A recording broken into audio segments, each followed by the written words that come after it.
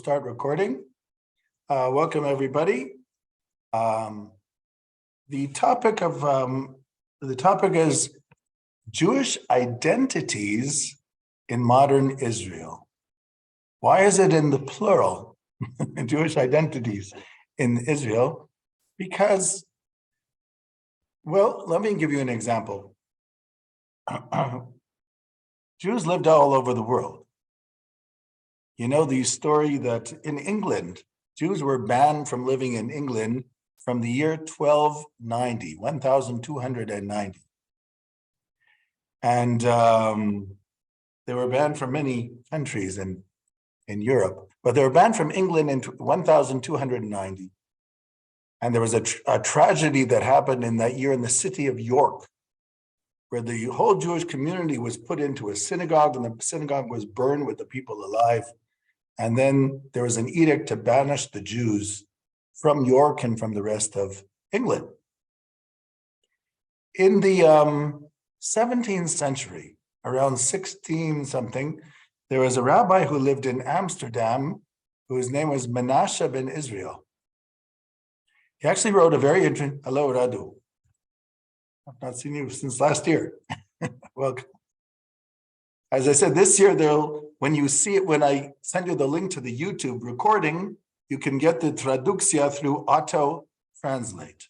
So that's something we discovered. So there was a fellow whose name was Rabbi Menashe ben Israel, lived at the same time as Spinoza. And he wrote a book called Nishmat Chaim, a crazy book. I mean, crazy, interesting book, but he has one very crazy chapter there where he talks about dibbuks, about ghosts, about all these like very unusual events, because he's trying to prove to people that the spiritual world exists. This Menashe ben Israel went to England and he got a meeting with Oliver Cromwell, who at that time was in charge of England under the king. And he said to Cromwell, "Are you a believing Christian?" Cromwell said, "Yes, of course." He says, "Doesn't it say that in order for the Messiah, for your Messiah to come back, the Jews have to be spread to the four corners of the globe, of the world?" So Cromwell says, "Yeah, that makes sense." He says, "Well, this is Anglaterra. This is the corner of the world. If there are no Jews in Anglaterra, you're preventing all the good things from happening." So Cromwell thought about it. I don't know if this is the reason why he was convinced, but Cromwell actually signed a special edict, a special document, allowing the Jews to return to England.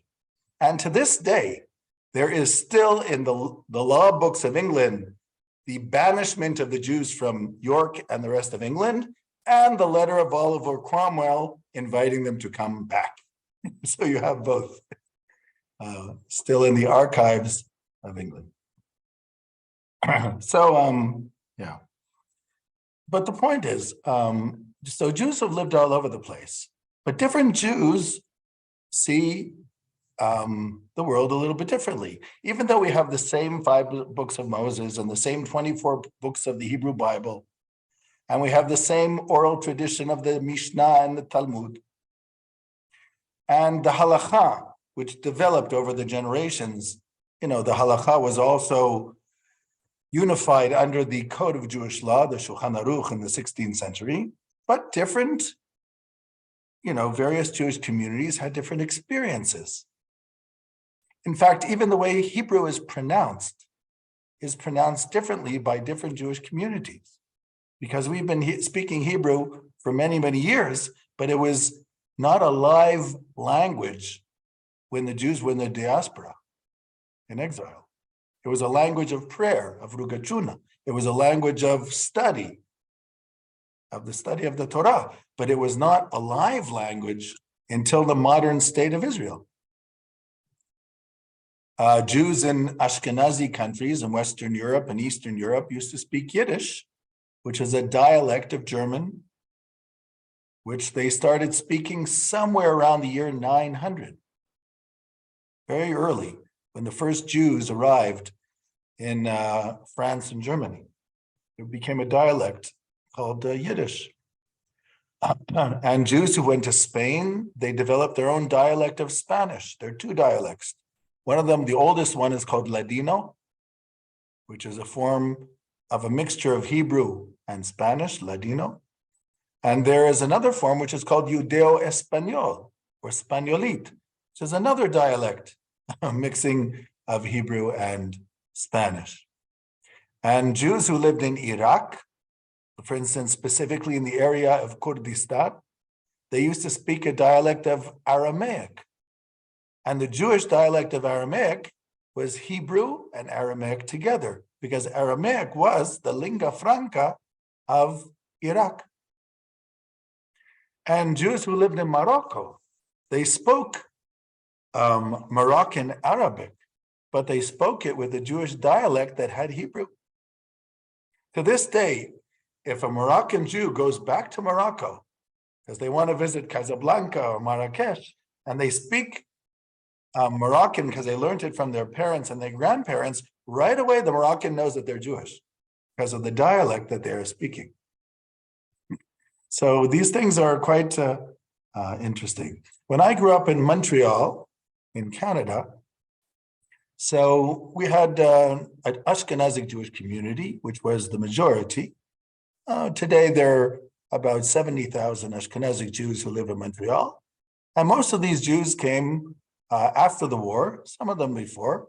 My family came before, but some of them came after the war. Most of them came after the war from countries like Russia and Romania and Hungary and Czechoslovakia and a little bit from Poland. And then you have a Sephardic community in Montreal that came mostly from Morocco. Some of them came directly in the 1950s. Other came via France and Israel. And so when I grew up, I saw two types of Jews. You had the Ashkenazic Jews and the Sephardic Jews from Morocco, and that's what I was able to see. When you come to Israel, you see Jews from literally every country under the sun. So it's a different type of experience. You have Jews from Yemen. You know, some of the early Jews who came to Israel from Yemen was in 1882. Why in 1882? Because the Hebrew year in 1882 was Taf Resh Mem Bet. And if you switch around the letters, it's Batamar, which means on the palm tree, Batamar. Because it says in the Song of Songs, Ele Batamar, I shall go up on the palm tree. So the Yemenite Jews interpreted it, I shall go up to Israel in the year 1882, which comes out to the letters, Batamar, on the palm. So there are quite a few Yemenite Jews who came to Israel in 1882. And many of them settled in Jerusalem.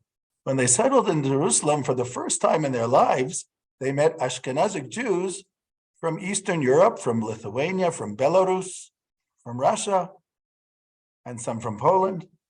And in their questions that they were sending to their rabbis in Tzana, in Sharab, who were living in Yemen, one of the questions was, are we allowed to hold a prayer quorum? It's called a minyan. You know, you have to have 10 men in order to pray. They wanted to know if they could include Ashkenazic Jews among the 10 because they don't look Jewish. So, yes. So, yeah. So everybody, you know, so we have a great ingathering of the exiles from literally from every country. You actually have 3 different types of Jews who come from India. You have what was called the Bnei Israel from India, which were Indian Jews who were there for many centuries. And they got mixed up who is a Kohen and who is a Levi. They lost that tradition, who the Kohen and Levi was, but they were Bnei Israel. Then you have another group of Jews who came from Iraq to India in the 19th century. And they also were part of the Indian Jewish community of the 20th century. And then you had a third group of Jews, the Jews of the island of Cochin, which is also part of India. And all 3 had different traditions just in India. You had Jews in Afghanistan. You had Jews in the Sudan. When I tell Ethiopian Jews that there were Jews in the Sudan, they cannot believe it because the Sudanese gave them so many problems that they just can't believe that there were actually Jews there too. But there was a Jewish community there as well, a Sephardic Jewish community, which by the 20th century moved out of the Sudan and moved to the United States and to other places, Denmark, or was it Switzerland? I can't remember. As I said, you had Afghani Jews, you had literally from every place, Jews in Australia, Jews in India, I mentioned, Jews in Ethiopia and Eritrea, which used to be the same country. You had Jews in China. There was, during the Second World War, you had Jews who lived in,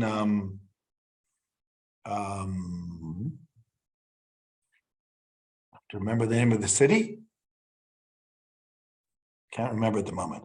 But there were Harbin. You had Jews who lived in Harbin in China because they ran away from Europe during the Shoah.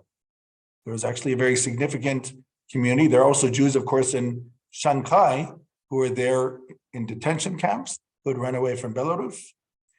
But even before that, in the 18th century, you had Jews in Kaifeng in China. 2 years ago, there was a boy who came to study Judaism in Tel Aviv from Kaifeng. His name was Roy. And I asked him why he came to convert. He said, because his grandfather told him that they were descended from Jews. So we also have the diary of a Jesuit priest from the 18th century who describes the Jewish community of Kaifeng in the 18th century. A very interesting thing. We always thought that there were not a lot of Jews in China. They used to say when Henry Kissinger was the Secretary of State of the United States and he went to visit China, the population of Jews in China doubled because they didn't have a lot. I mean, but yes, but he was Jewish, Henry Kissinger. But yeah. Okay, so what I want to talk about today is I want to understand, first of all, I want to start all the way from the beginning, but I'm not going to spend too much time with this. What is Jewish identity in the Bible? I'm going to ask that question. And then I'm going to take you through history, but only, I don't want to take the whole time for this, maybe 2 classes. I want to take you through history and some changes in Jewish identity. And then we'll jump to the 19th century, which had really the biggest impact, is specifically on European Jews, what we call after the emancipation and all the denominations that we are familiar with today, which is Orthodox, Conservative, Reform, Neolog, Reconstructionist, these things which all were affected by the early 19th century, the end of the 18th century, which was the emancipation, and how Jews in Europe reacted to the emancipation. We'll also talk about Sephardic Jews and Jews in Arab countries, and this will help us understand the Jews who live in the land of Israel today, because it's the biggest ingathering of Jewish exiles since the Second Temple period. It's really unprecedented. You've had Jews in different places, but they didn't all live together in the same city. I mean, you look at Jerusalem, you look at Tel Aviv, in those cities specifically, you have Jews from all over. So it's really quite amazing, this ingathering of the exiles that we see there. So it reminds us that the promise of Deuteronomy chapter 30, that God will bring back your exiles, that possibly that's already begun. It's not finished, but it has begun. And also in Ezekiel chapter 37, the valley of the dry bones, and chapter 36 in Ezekiel, where God says he will bring the Jews back. And he says it to Ezekiel in the first exile, which was Babylonia. He doesn't tell Ezekiel there are going to be a few more. He just says, I'll bring them back, but he doesn't tell them when. So, okay, you ready? Yeah, let's go. I'd like you to see this. Berok. I call this, what is a Jew? What is a Jew? Not who is a Jew, which is just a technical question. But what is a Jew? Now, the question is, why are the people of Israel today called Jews? Now, because that's not the original name, right? Well, where does the name Jew come from? Where does it come from? From Judea. By the way, I'm going to take a picture of the screen so I have all the names, because this time I'm going to try to do it correctly. Oops, somebody's calling me at the same moment. Oops. Okay, so this way I can see all the names and I can write it down properly after.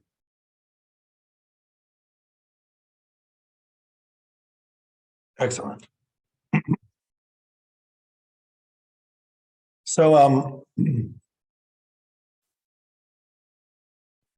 yeah. So what does it mean? What does it mean? If somebody is called a Jew, what does that mean? What is it connected to? Who was the first Jew in our history? If I may, it comes from the word Yehudi and the kingdom of Judah. Yes, and before that? And where does the kingdom of Judah come from? It's actually quite, at this point, it should be easy. Where does the kingdom of Judah, where are they descended from?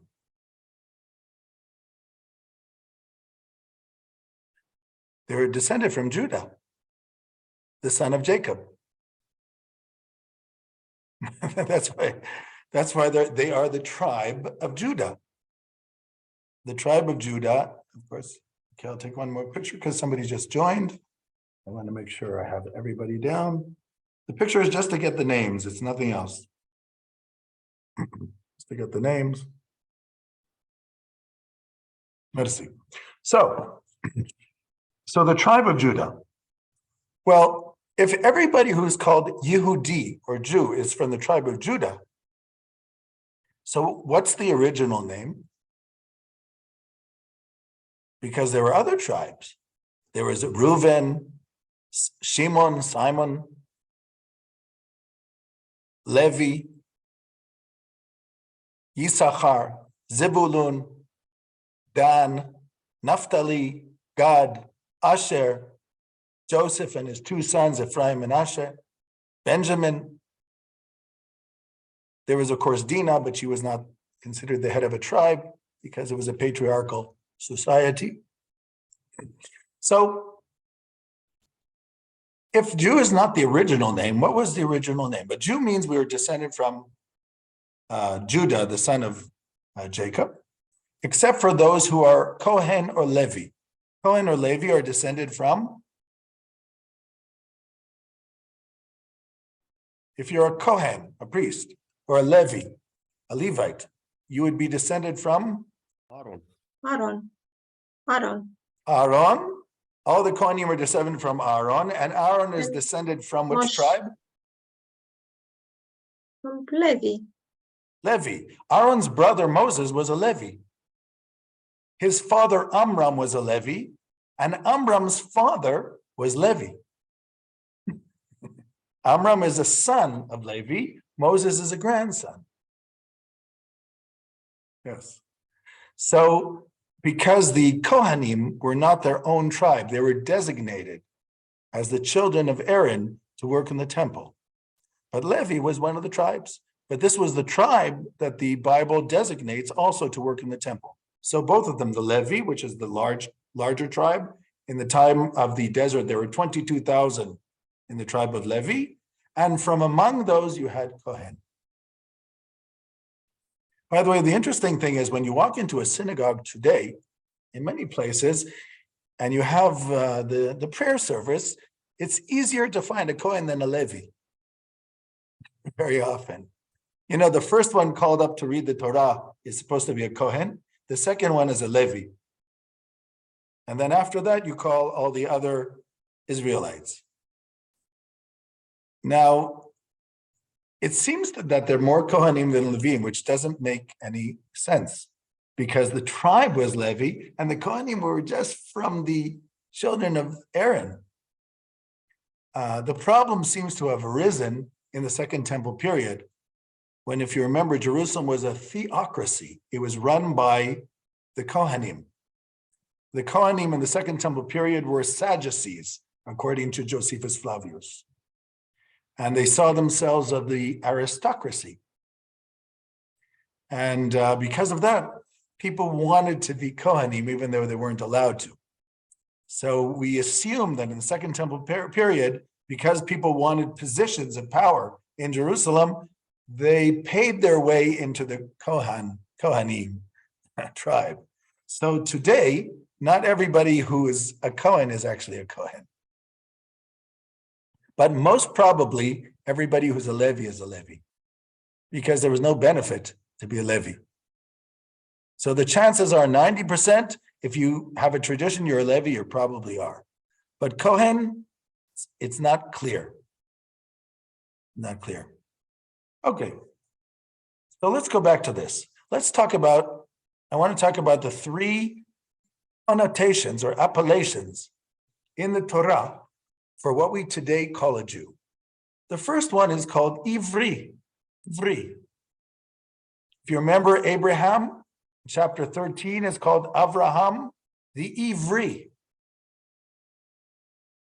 And the question is, what does that mean? What is Abraham the Hebrew? What does it mean to be a Hebrew? The next one who is called an appellation is called Jacob. Jacob fights with the angel, and he is called Yisrael, Israel. And then, of course, all the descendants of Judah, the son of Jacob, are called Yehudi, which is Jew. They get that name. I've always said that if we would have called the state of Israel Judea, like it was in the Second Temple period, everybody would understand that we are indigenous to this region because we are Jews from Judea. Makes sense, right? But because we call it Israel, people think we're not indigenous to this land. But Judah also came from Israel. But it's actually good we called it Israel because that was the original name. Judah was just one tribe. Okay, are you following me? Question? Okay. So let's look at it again. Now, where does the word Hebrew come from? If you look over here, somebody has the Bible, please look at Genesis chapter 14, verse 12 and 13.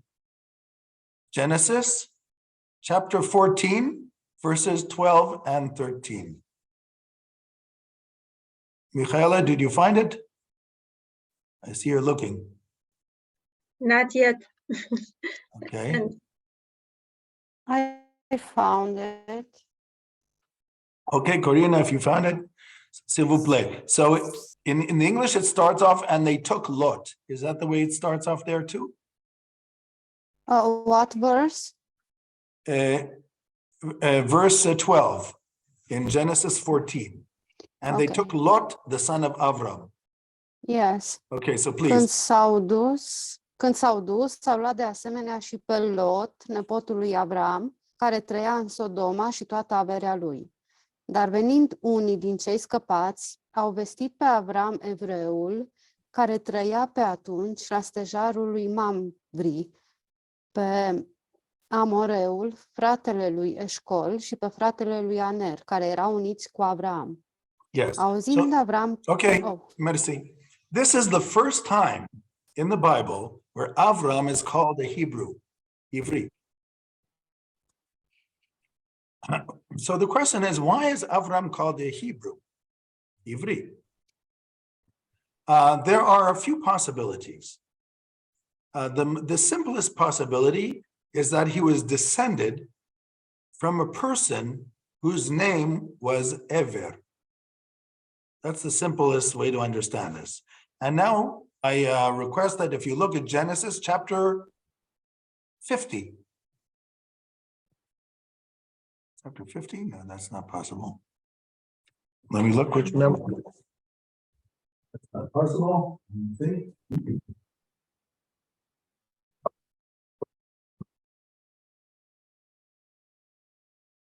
There's something wrong here about ever. No, it's not.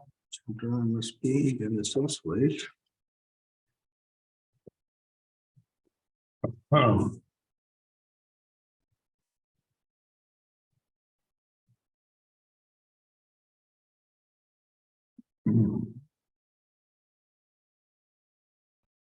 Must be chapter 10. Wait a moment.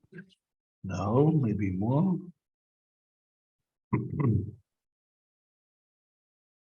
Oh, I will find it. Okay, here it is. Chapter 11. Oh, I see. It says 1, but it should say 11. So chapter 11 in Genesis, verse 16. Eber a trăit 134 de ani și atunci Wait, i did s-a you find născut it? Peleg. Yes. 13, where it says Arpachshad. Yes, you have that? Arpachshad had a child whose name was Shelach, right? Iar după nașterea lui Eber, Okay, Shelach so a mai please trăit read 100. 13. Oh, no, that's 13. No, I want 16. 16. Which one is 16? No, 15. Start from 15. Iar după nașterea lui Eber, Shelach a mai trăit 130 de ani și a născut fii și fiice, apoi a murit. Okay, next. Eber a trăit 134 de ani și atunci i s-a născut Peleg. Okay, continue. Iar după nașterea lui Peleg, Eber a mai trăit 370 de ani și a născut fii și fiice, apoi a murit. Okay, then Peleg lived 30 years, yes. Peleg a trăit 130 de ani și atunci i s-a născut Ragav. Iar după nașterea lui Ragav, Peleg a mai trăit 209 ani și a născut fii și fiice, apoi a murit. Keep going until you get to Abraham. Ragav a Continue. trăit 132 de ani și atunci i s-a născut Serug. Iar după nașterea lui Serug, Ragav a mai trăit 207 ani și a născut fii și fiice, apoi a murit. Serug a trăit 130 de ani și atunci i s-a născut Nahor. Iar după nașterea lui Nahor, Serug a mai trăit 200 de ani și a născut fii și fiice, apoi a murit. Nahor a trăit 79 de ani și atunci i s-a născut Terah. Iar după nașterea lui Terah, Nahor a mai trăit 125 de ani și a născut fii și fiice, apoi a murit. Terah a trăit 70 de ani și atunci i s-a născut Avram, Nahor și Haran. Thank you. Iar Merci. Merci. So, what is the connection between Avram and Aver? Aver was Avram's grandfather's grandfather's grandfather. You have 8 generations between them. No, 6 generations, I think. I think it's like 6 generations between them. It says grandfather's grandfather's grandfather, right? I have to look again, but it's at least 6 generations between them. So if Abraham is called Hebrew because of Aver, and in Hebrew is called Ivri, it's spelled Ayin Beit Resh, Yud, and Aver is Ayin Beit Resh. It's really the same word. So if that's true, so again, you have from Aver, you have Peleg, and you have Reu, and you have Srug, and you have Nahor, and Terach, and Avram. Yes, so Avram is the 6th generation. So it's his grandfather's grandfather's grandfather's father, really. But there are 6 generations from Aver to Avram. So if Avram in Genesis chapter 14 is called Hebrew because of Aver, what about all the people in the middle? Why is he specifically, why is the head of the larger family, like they say in Arabic, the Hamula, the larger family, why is the head of the larger family Aver and not Terach or Serug or Arpachshad or all those other guys? Which is interesting. We do call Abraham a Shemite because he is descended from Shem, the son of Noah. But why also the term, Ivri, Hebrew? So one possibility is that this guy Aver was very important. Besides, there is a language which seems to be named after Aver. Can you guess what language that is?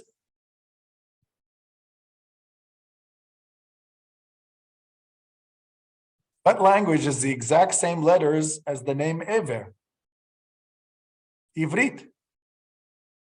Right? It's exactly the same. Ein, Beit, Resh, Yud, Tav. His name was Ein, Beit, Resh, Aver. When you look at the Hebrew, Ivrit and Aver look like they're the same. Obviously, he must have been talking that dialect.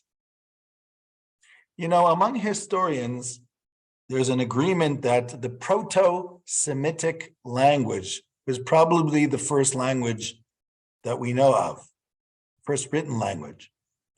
The only question is, which dialect of the Proto-Semitic was the original? Now, of course, as Jews, we like to believe it was Hebrew, that God spoke to Adam and Eve, but we can't prove it. But definitely Hebrew is a good candidate. But you have what's called Proto-Semitic. That's the name that they use. There's a lot of similarities in the Semitic languages. Like if you, for instance, look at Aramaic and how close it is to Hebrew, that sometimes there are actually words in Hebrew that were taken from the Aramaic and people don't even realize. Like in Hebrew, father is Av and mother is Aim. And in Aramaic, father is Abba and mother is Ima. In modern Hebrew, they adopted the Aramaic form, Abba and Ima. But they still say Av, Aim in literary Hebrew. You also, you have languages that disappeared. I mean, Aramaic remained. There are different dialects of Aramaic. You had Aramaic in Syria, you had Aramaic in Mesopotamia. There are many dialects. It did remain in some of the dialects. It's not spoken so much today, but it did remain. But then you had languages like Ugarit, which were also found in areas of northern Syria, and which was actually a phonetic language just like Hebrew, and the words were very, very similar. It disappeared, but Hebrew remained.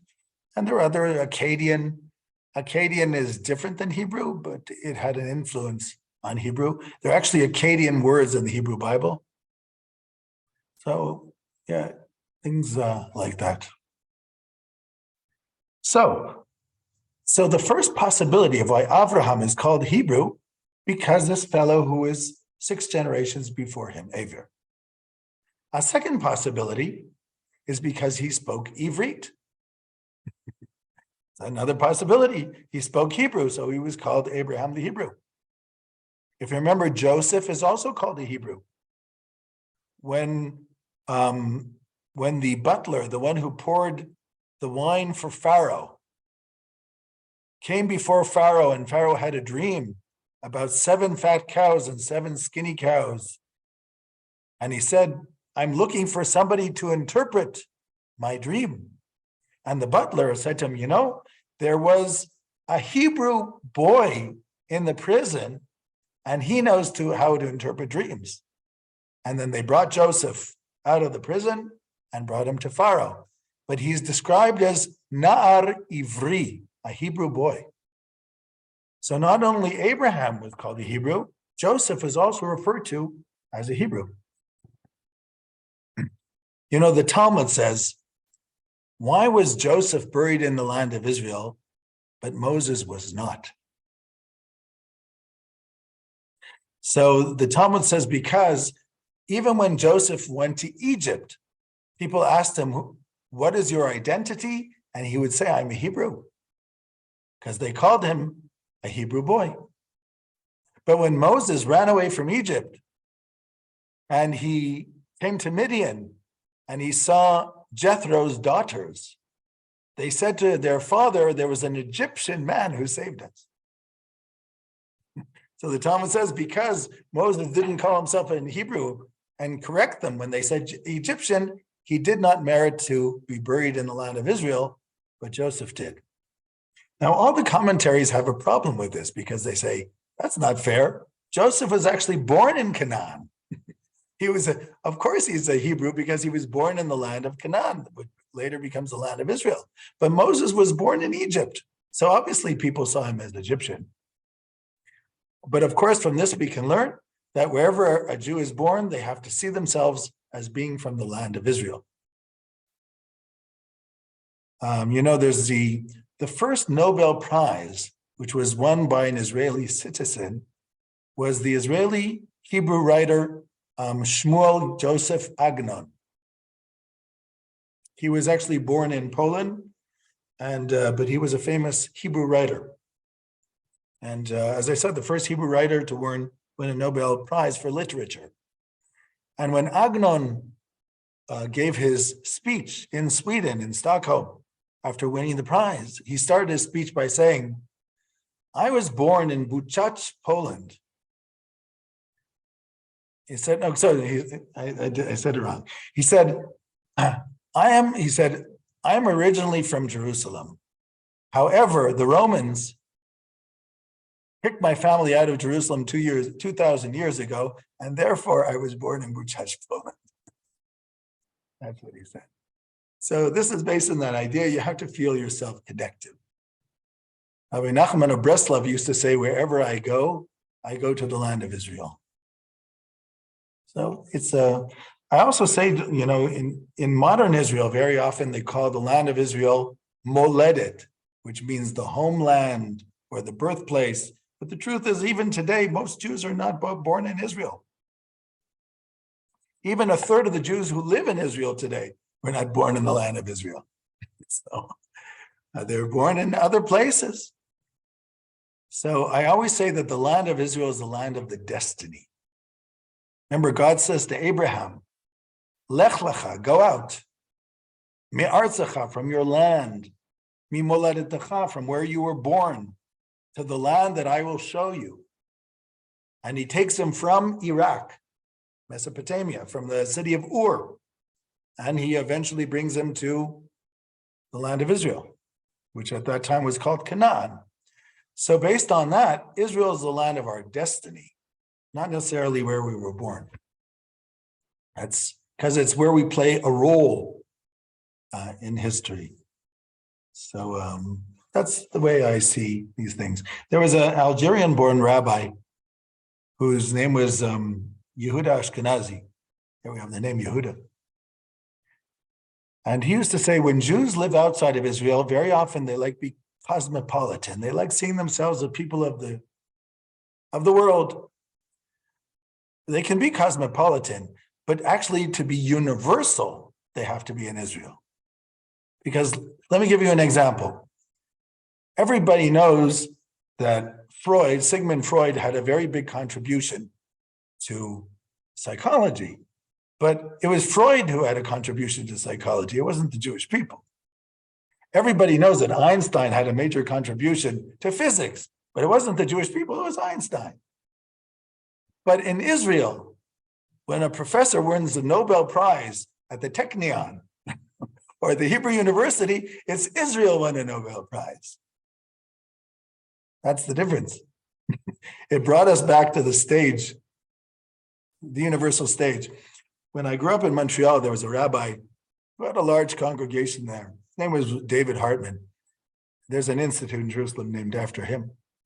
And after the 6-Day War, he decided to go to Israel, make Aliyah. And somebody said to him, why are you leaving a large congregation where you had a nice job as a rabbi in a big city in Montreal to go to make Aliyah to Israel? And he said, well, now that the Jews live back in the land of Israel, they have entered world history again. And they're right there on the stage, historically, sociologically, politically, economically. And I can't just leave all that up to the Israelis. Yeah. So, okay. So the first idea here, and I'm going to read you now from the Midrash. The Midrash has a rabbinic commentary from the Second Temple period about where the Midrash asks this exact question. Why is Avraham called Hebrew? Here you have it over here. Number 3. He brought the news to Avraham the Hebrew, it says in Genesis chapter 14. Rabbi Judah, this is 2nd century Judea, Palestine. Rabbi Judah said, all the world was on one side of the river, and Abraham was on the other. In other words, he sees this as a metaphor. Rabbi Nehemiah said, he's called Hebrew because he's from the line of Aver. He's descendant from this fellow Aver. And there's a third opinion of the rabbis, which I forgot to write here, and they say he's called Aver because he speaks Hebrew, and he also came from the other side of the river. So you have 3 possibilities. Either he's Aver because he was descended from a fellow whose name was Aver. Either he's called Hebrew because he speaks Hebrew, or he's called Hebrew because in Hebrew, Aver also means a side, meaning Abraham was a monotheist in a pagan world. So the whole world was on one side of the river, and he was on the other side of the river. It becomes a metaphor. And the truth is, he also crossed the river, because when he went from Ur in Iraq to Syria, he lived in Aram Naharaim. In the Bible, Aram means Syria, Naharaim means the 2 rivers. So to get to Canaan, he had to cross the rivers. And in the book of Joshua, the last chapter of the book of Joshua, Joshua says, Me'ever hanahar yashvu avotecha me'olam. Your forefathers lived on the other side of the river, Abraham, etc. So that was the other side of Aram Naharaim in Mesopotamia. And of course, Mesopotamia also has 4 rivers. You have the Tigris and you have the Euphrates. So you have to cross rivers if you want to get to other places. So, okay, so I go back to this. So the first connotation of the people is called Ivri. But Hebrew is an early connotation. And it really is a very large amount of people. Remember, Avraham is called father of many nations. And that's Genesis chapter 17, as you can see at the bottom here. If you'd like to look it up in your Bible, Genesis 17, verses 3 and 4. 3 and 4.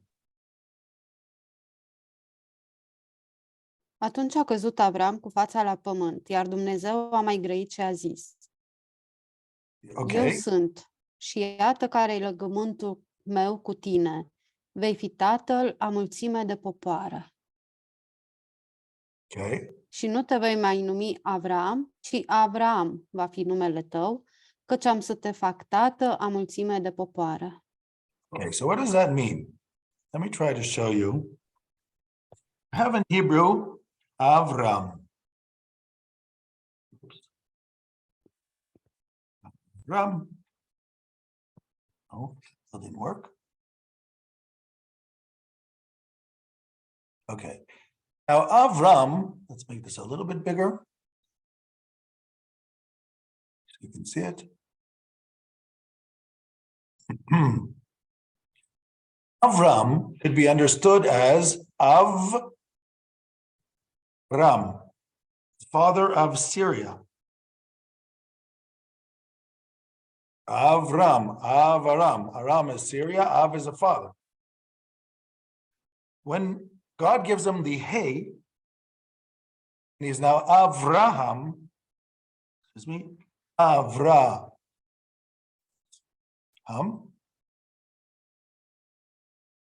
Hey represents what it says in Hebrew, Hamon, which means a lot, many.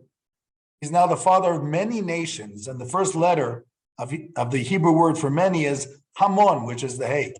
So he gets the letter Hey in his name, Avraham. So because he's the father of many nations, he's not only the father of the Israelites. For instance, he's the father of the Ishmaelites. His first son is Ishmael. Today, by the way, if you go to any knowledgeable Arab and you say, are you descended from Ishmael? They will say yes. It's part of their national identity, the idea of being an Ishmaelite. And Ismail is still a very popular name among Arabs today, especially among Muslim Arabs, Ismail. They have also some of our names. They'll have Ibrahim, Yusuf, Dawud, right? David, Joseph, Abraham. So these are names you'll also find among Arabs. Ismail is very popular. Ibrahim is relatively popular. And of course, the most popular name is Muhammad. That's obvious. Muhammad, Ahmad, Mahmud, all those variations. But as I said, some of the other biblical names you will find too. And sometimes, I met a Muslim girl whose name was Sarah. She was from Algeria, which I thought that was interesting. I told her she had a Hebrew name. She said, no, this was from the Quran. I said, well, isn't the Sarah from the Quran, wasn't her husband Ibrahim? She said, yeah, that's the one. I said, okay, that's a Hebrew name. But okay, she took it, fine, didn't bother. Okay, so Avraham becomes Av Hamon Goyim because other nations come out of him. If you remember also, in the end of chapter 22 in Genesis, after the story of the Akedah, the binding of Isaac, so Abraham takes another wife whose name is Keturah. And this Keturah has also children which become nations. The Midianites come from Keturah. The Midanim, which is another nation, came out of Keturah. There's like a whole bunch of nations. So Abraham does become the father of various nations, aside from the Israelites. Now, but of course, Abraham has a son. He has two sons.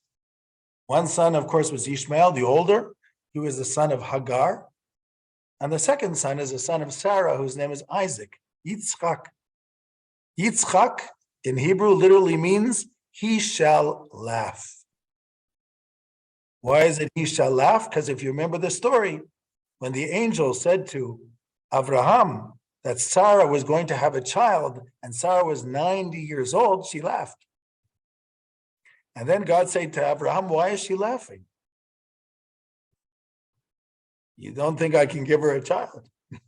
And she was, of course, embarrassed. She said, I didn't laugh. So, right. But the child's name was, he shall laugh. By the way, what does that mean, he shall laugh? To be able to laugh at life means to look at life from above, to see it from a distance, where it doesn't affect you anymore, where it starts making sense. It says in the Psalms of David, Yoshev b'shamayim yischak, Hashem yil'ag lamo. I think it's chapter 3 of the Psalms. Chapter 2, Yoshev b'shamayim yischak. God sits in the heavens and he laughs. And he looks at the nations and he mocks them. Hashem yil'ag lamo. That's chapter 2 in the Psalms. Why does God laugh? God laughs because he sees the end of the story, which we don't. I've always said that life is like walking into a movie, into the cinema. Now, you didn't see the beginning of the movie, and you're not going to see the end of the movie. So you really have to figure out what's going on. And to make things more complicat, you're actually one of the actors in the movie. And in fact, you're the main actor in the movie, because it's your story at this point. So you walked into a movie, you are the actor, you're the main actor in your life, but you don't know what happened before, you don't really know what happened, what's going to happen after, and you have to figure it out. It's scary when you think of it that way. So somehow to see the big picture, the whole picture. Right. So God sees the big picture. So that's why it says in the Psalm that God laughs, because God laughs means seeing the picture. Jacob, who was a very internal person after the binding of Isaac, he became somebody who was a very spiritual person. He looked at life that way. He could look at somebody like Esau and only see good things in him. He looked at Ishmael, who was a hunter, only saw good things in him. So he was able to see the good in anybody. Not everybody's able to do that. Most of the time, we can only see the bad. We see the bad in other people and the good in us. That's just human nature. People who are a little bit higher level, they can also see the good in others. People on the level of Isaac, they look at the most evil people and they can only see the good things in them. And they're wondering, why don't these people see the good things in them too? How come only I can see it? We need people like that to tell us the good parts in us, because sometimes we forget and we give up. And we forget that everybody has good things in them. And that if God put you into this world, that means that there's a reason. So we all have something which we can do that nobody else can do. So we're important. Okay, so let's go back to this for a moment. So the first appellation was Hebrew. What is the second one? Because remember, Abraham's a Hebrew, so both Ishmael and Isaac are Hebrews, but God says to Abraham, through Isaac shall you have a child. Yitzchak, your seed will continue through Isaac. Then Isaac has two children, Jacob and Esau. And as you remember, there is a prophecy to Rebekah that the younger one, that the older one will be subservient to the younger one. The older one was Esau, and the younger one was Jacob. And that's why she didn't really want, that's why she told Jacob, your father is going to bless Esau, you take that blessing. If you remember the story in Genesis. And she puts the clothing of Esau on him, which was like a furry type of clothing, because Esau was a very hairy man, and Jacob was not. And then Isaac says, and Isaac couldn't see very well, he said, the voice is the voice of Jacob, but the hands are the hands of Esau. And he gives him the blessing. So Jacob becomes the continuing. There's a lot to say about that, but I just want to go a little bit forward why that happens. Because I actually believe that Isaac knew it was Jacob in front of him. So Jacob then has 12 children. 12 boys and a daughter. Those 12 children more or less become the tribes of Israel. And how does that work? You have Reuben, Simeon, Levi, Judah, Yisachar, Zebulun, and Naphtali, Gad, Asher, Joseph, and Benjamin. If you remember the story, Jacob blesses Joseph and tells him, it's not you who will be the tribes, it'll be your two sons. They'll be just like Reuben and Shimon. Their names were Ephraim, Manasseh. So these were the 12 tribes. 1, 2, 3, 4, 5, 6, 7, 8, 9, 10, 11, 12, 13, but Levi did not control any land.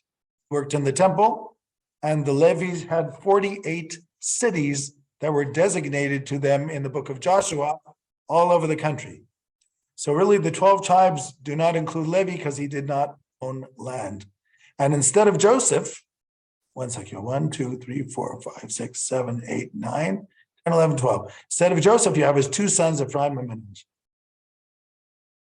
So as I said, if you were from the tribe of Reuben, you were called Reuveni.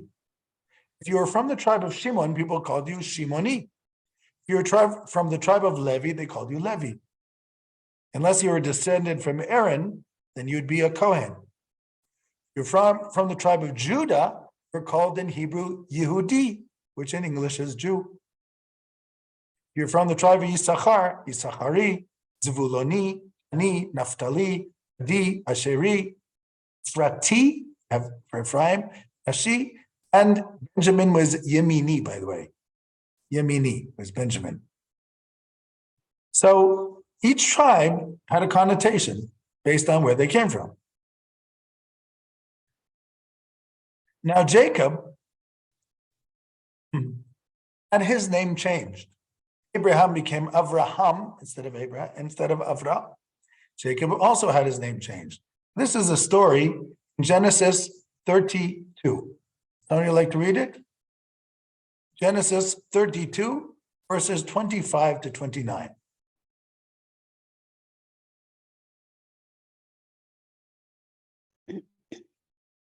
Jacob was left alone. Văzând însă că nu-l poate răpune, acela s-a atins de încheietura coapsei lui și a vătămat lui Iacov încheietura coapsei, pe când se lupta cu el.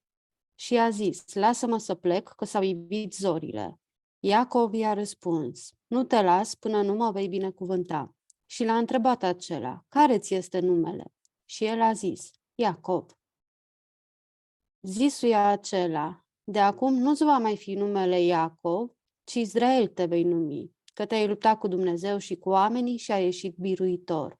Și a întrebat și Iacov zicând, spune-mi și tu numele tău. Merci. So, Yaakov, before he meets up again with his brother Esau, after 20 years that he was by Laban, 22 years, he, in the middle of the night, he crosses a river. Here you have that river again. And a man wrestles with him. He struggles with him, fights with him. And when the man saw that he could not prevail, he couldn't beat him in the fight, he hit him in the hip. And Jacob's hip moved, it got dislocated. And it was strained.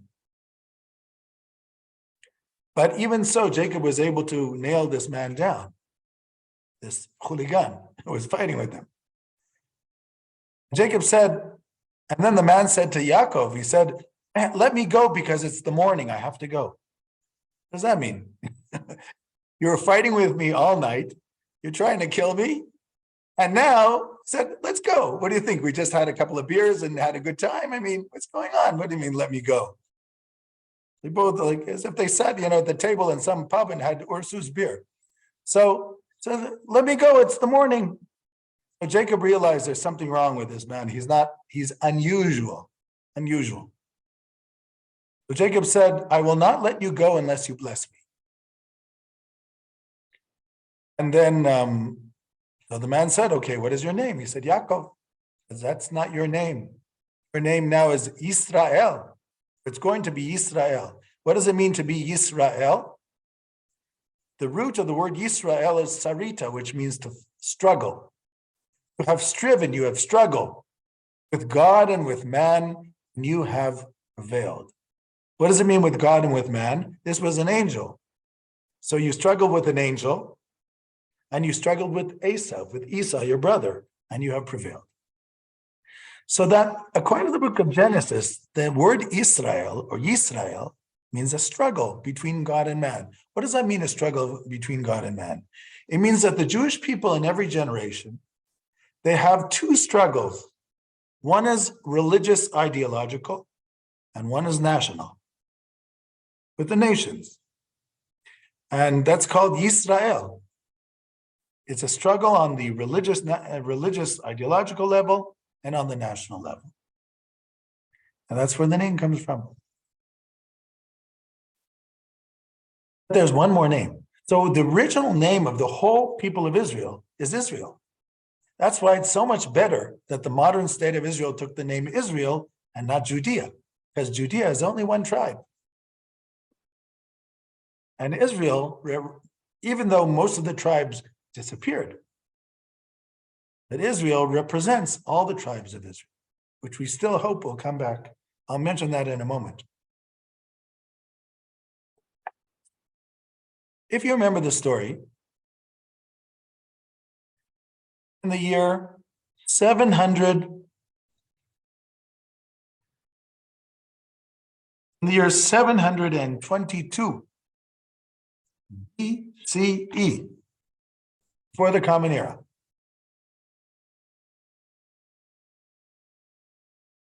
there was a king whose name was Sancheriv. And Sancheriv the king of Syria, which in Hebrew is called Ashur, somewhere around Turkey today. It was actually a large kingdom, Turkey and Iraq and northern Syria. And by the way, their capital city of Ashur was Nineveh, which today is called Mosul. Remember in the news in Iraq, you had the Muslims who were breaking all the statues in Mosul, which was the capital of the city of the Assyrians, Nineveh, a very old archaeological city. So this king, you see, in 722, I have to mention one other thing. There were two kingdoms. After David and Solomon had a son, Rehavam. And Rehavam was a bad king, unfortunately. And the people of the northern part of the kingdom rebelled under Jeroboam, Yeravam ben Nevat. This is in the book of Kings, Kings 1. And there was the northern kingdom of Israel that split off from the southern kingdom. The northern kingdom was called Israel or Ephraim, and the southern kingdom was called Judea or Judah, because the southern kingdom only had two tribes, Judah and Benjamin. The northern kingdom had 10. And of course, the Levites were, I told you, 48 cities, both north and south. This split continued for generations, all the way till 722. It started around the year 1050. So this is a split for less. This is a split for about 250 years. The northern kingdom fell to Sancheriv, the king of Assyria. And I will quote you from 2 Kings. 2 Kings chapter 17, verses 1 to 8. If anybody wants to read, s'il vous plaît. I just made it abridged here, but if you want.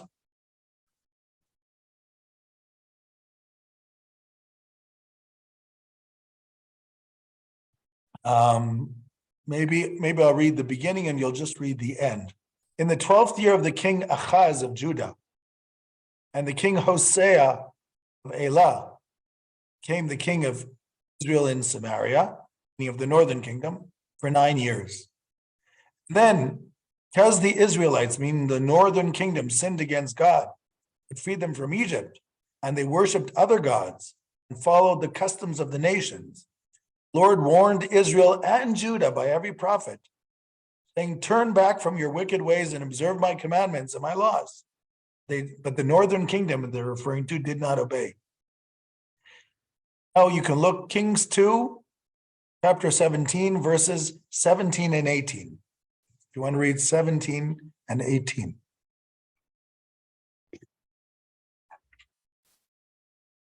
În vremea Okay. aceasta, Ionatan și Ahimaț stăteau la No. This is the book of 2 Kings. Kings. Yes. Achimatz. What is it? Maybe it's a different chapter 17, Yes.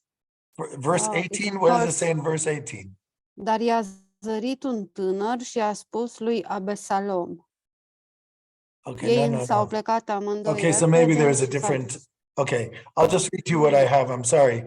And it says, the Lord was angry at Israel, and he banished them from his presence. And none was left but the tribe of Judah alone.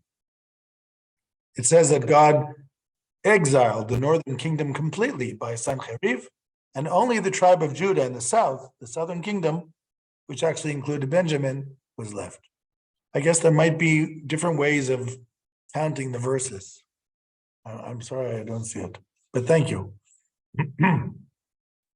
So what happened was, in the year 722, the whole northern kingdom of Israel disappeared.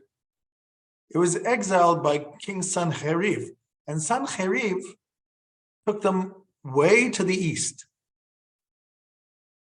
You know, when the Judea was exiled in 586, 150 years later, they went to Babylonia, but everybody went to Babylonia. But when Sancherib exiled the northern tribes of Israel, he took them very far away and mixed them all up and brought other people to be instead of them, just like Stalin did in the Soviet Union. So the 10 tribes of Israel got assimilated. As it says in the prophet Hosea, Ephraim by Goyim huid bolal. Ephraim became assimilated among the nations. 10 tribes out of 12 of the Jewish people disappeared. 10 out of 12. That's about 75% of the people of Israel disappeared in the year 722. You know, today we know that there are approximately 15 million Jews in the world. That's it, by the way. But originally, there must have been much, much more.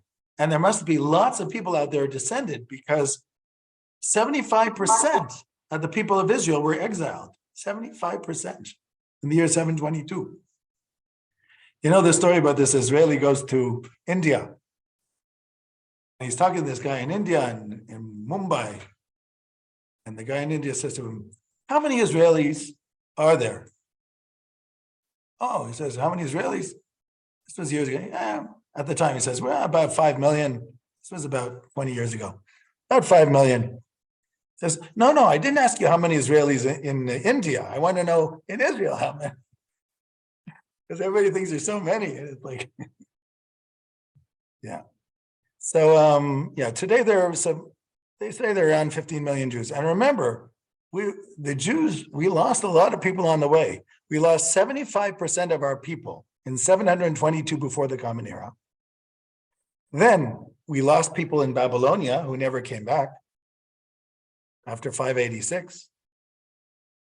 And then even when the Jews came back, with the destruction of the temple, hundreds of thousands died. Also in the Bar Kokhba revolt. Then, of course, Jews went to different countries, but the largest Jewish diaspora in the Middle Ages was Spain. In Spain, you had about 600,000 Jews out of 6 million people. They were 10% of the population. In 1492, about 2 to 300,000 Jews left Spain. 300,000 did not because they were conversos. They were already Christian. So about half the Jews, I can't say exactly half, let's say a third of the Jews remained in Spain who were conversos, just for argument's sake. That would mean that 5% of people in Spain today are descended from Jews. 5%, just based on the statistics of 1492. So not only did we lose the 75%, 722 before the Common Era, we lost another 5% who are still around in Spain. I always say that a lot of the anti-Semites must have Jewish roots. But I actually believe that a lot of the converts have Jewish roots, which is a very interesting thing, because very often I see people who converted to Judaism, and then after that they discover they had Jews in the family, which I find just interesting. So you wonder, did they look for the Jews because they converted? Or did it just happen to happen? Which is an interesting question. I don't have an answer to that. So we have the second name we have is Yisrael, which is what Yaakov was called, and the actual name of the people of our people is Israel. That's the name. If you remember in the Bible, it says Bnei Yisrael, the children of Israel. As I said once, in the book of Exodus, it always talks about the children of Israel. So they tell a story about this young boy goes to Hebrew school, Talmud Torah on Sunday. And they teach him Exodus and say the children of Israel were in Egypt as slaves, and then the children of Israel were in the desert, and then the children of Israel went to Canaan. He puts up his hand and says, "Excuse me, can I ask a question?" Yusha says, "Yes." He says, "You keep saying the children of Israel. Didn't the parents ever do anything?" That's a good question. Good question. So So Israel is the main name. But because in the year 586, before the Common Era, I'll write that here, 586 BCE, you had Nebuchadnezzar, the king of Babylonia, Babel, Mesopotamia. Today is Iraq. He exiles Judah and sends them to Babylon. He left a few people, but the vast majority went to Babylon. Because of that, they were called Jews, because they came from Judah. And most of them were actually from the tribe of Judah. And this I can prove from the book of Esther.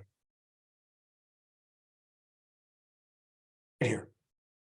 Now we're about to come to the festival of Purim, so this is very appropriate.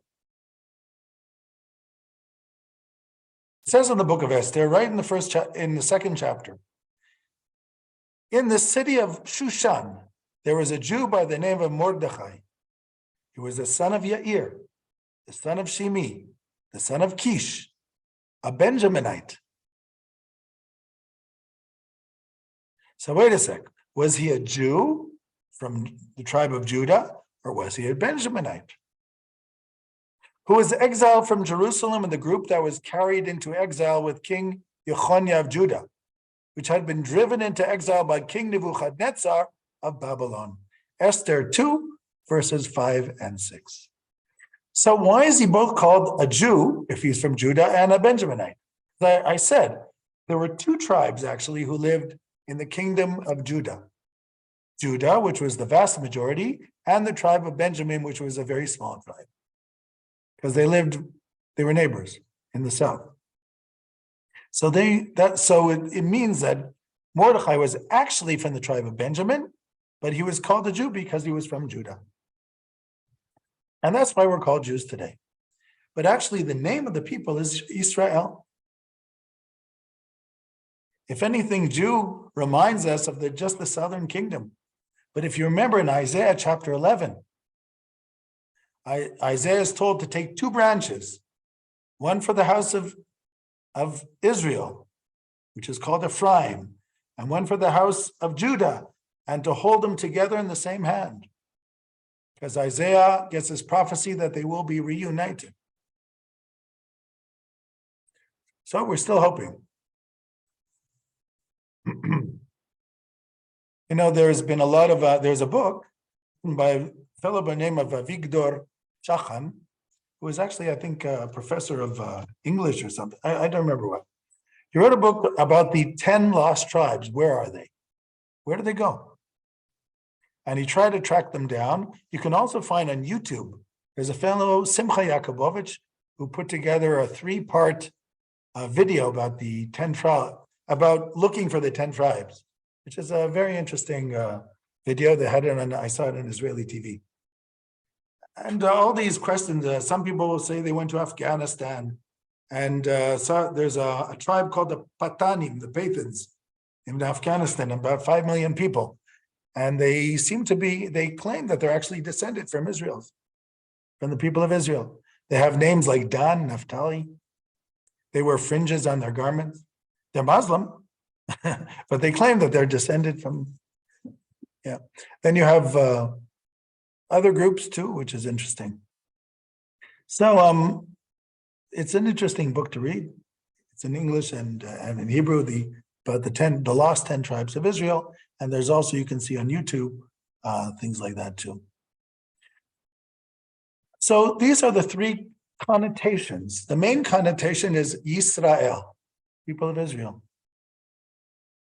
The Hebrew is our prehistoric name, because Abraham was the father of many nations, not just us. And of course, Judah was the partial name, because the 10 tribes disappeared. And it's the name that we carried with us in the exile. But coming back to the state of Israel, I think they did the right thing by calling it Israel, not Judah. Trying to take the clock back as much as possible. And who knows, maybe all the converts are from the 10 tribes. Maybe that's one of the ways that they come back. It's hard to know these things, of course. Yes. Okay, this was the thing I wanted to talk about today. The 3 appellations that we find in the Bible. And the interesting thing about it is this, first of all, I think the most interesting one is Israel, the struggle. You're part of a struggle whether you want it or not. So I think I told you the story one time. I was on a train at Tranul from Prague to Krakow many years ago. And on this train, there was a fellow who was sitting facing me in the cabina of the train. You know, in those days, you went from Prague and you had a very fancy train. As soon as you crossed the border at Katowice, I think you had a very old train in Poland. I'm talking about after the fall of communism, but it took them quite a few years to get their act together, of course. So next to me, there was this guy from Hong Kong, and he was sitting exactly facing me. So we're talking, of course, he talked the whole time for 7 hours, but what could you do? So at one point he says to me, "Are you Muslim?" I said, "No, why?" He says, "I see you have something on your head." I said, "Jews wear things on their heads too." I said, oh. Then we're talking more. He says, "So what languages do you know?" I said, "I know English, French, Hebrew." So this boy from Hong Kong looks at me and says, Hebrew. I said, "The language of the Bible." He says, Bible. "Oh yeah," he says, "I remember I was in England and I was taking a course at the university and they talked about the Bible there." And I said to myself, this is interesting. I'm used to the fact in European countries, if you say Jew, people either like you or don't like you. But this guy never heard of us. Okay. Maybe that's better. So, never heard of them, yeah. I have a distant relative who used to go to China for business. And he had like 6 children. So, you know, in China, they don't usually have so many children. So his Chinese business partner said to him, "Why do you have so many children?" He said, "Well, do you remember what the Japanese did to you in the Second World War?" I said, "Yeah, of course I remember." He said, "That's what the Germans did to us.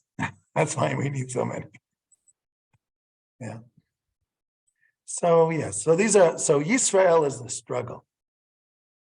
Hebrew, one of the interesting interpretations I find here is this living against the current. Everybody's on one side of the river and you're on the other side, right? Abraham professed belief in one God, despite that everybody around him believed in paganism and many gods. And even Yehudi, Jew, there's an interesting interpretation also by Midrash. Midrash says if Mordechai was actually from Benjamin, why was he called a Jew? Now we know why, because he came from Judah. But the rabbis wanted a better explanation than that. They said he was called a Jew from the word hodaya, to admit, meaning anybody who admits that there's one God, they're called a Jew. The Midrash says. Because if you remember the story, he didn't want to bow down to Haman in the book of Esther. So that's why he's called a Jew there, even if he's from Benjamin. So these appellations have to do with something, a historic part of, let's say, the Jewish identity. Of course, not every individual can live up to the historic part, but every individual is part of it. Just like we're all part of the history of the world, whether we want to go to another planet or not, we're part of this history. And we don't get too much of a choice. Unless, of course, you have your own spaceship and ways to live on the moon or in Mars or something like that. But most of the time, we don't have a choice. But, you know, I taught a course the first semester in Bar-Ilan to these young American kids, 17 and 18 years old. It wasn't so easy. So one of them says to me, "Okay, what's your opinion about life on other planets?" I'm thinking, like, what does this have to do with the topic? That's what happens when you have 17-year-olds. I said to him, look, maybe there's life on other planets, but I'm not sure if we're ever going to find out because they live so far away that by the time they would send you the message, you wouldn't be around anymore. There's so many, thousands of light years away, unfortunately. And at least according to Einstein, we can't go faster than the speed of light. So I don't know. And then I said, probably if is intelligent light on other planets, they probably have the same problems we do. Because there's no reason to think that, technologically advanced doesn't mean that you solve your problems, as we know today. The more technologically advanced we become, the more complications we have. All of a sudden there's Pegasus, where people can spy on you just by having a cell phone, right? There are a lot of complications in life that, wouldn't have occurred to us in previous times. And so I told him a story, fictional story. Tell the story about these people are standing in Jerusalem on Jaffa and King George Street. There's an intersection. And right there at that intersection, they see a spaceship coming down from the sky. And it sits right in the middle of the street. And so everybody's afraid and they move back. And this one brave man walks right up to the spaceship. And then the spaceship, a door opens up from the dome. And out from the door, there is this monster comes out, which has 6 arms and 6 eyes and 6 legs, and this steel cap on its head, walking down the ramp. So this man walks up the ramp, and he looks at the monster and he says, "Are you from Mars?" The monster says, "Does everybody on Mars have 6 arms? And everybody on Mars has 6 legs? And everybody on Mars has 6 eyes? Everybody on Mars has a steel cap on their head?" And says, "No, the non-Jews don't." Anyhow, I always say to people, whatever problems we have here, they probably have problems in their worlds too. So they have to pray, we have to pray, and hopefully get over these things. So all I wanted really to say today is that from the Bible's point of view, even the appellations of the people of Israel have meaning to them. Israel, the struggle, Jacob is told he's going to struggle just like he did with that angel, which is interesting. Abraham is called the Hebrew, which is both the language and to be on one side of a river, meaning you might have a belief that you have to stand up for because you might be in times where it's not politically correct to talk about your belief.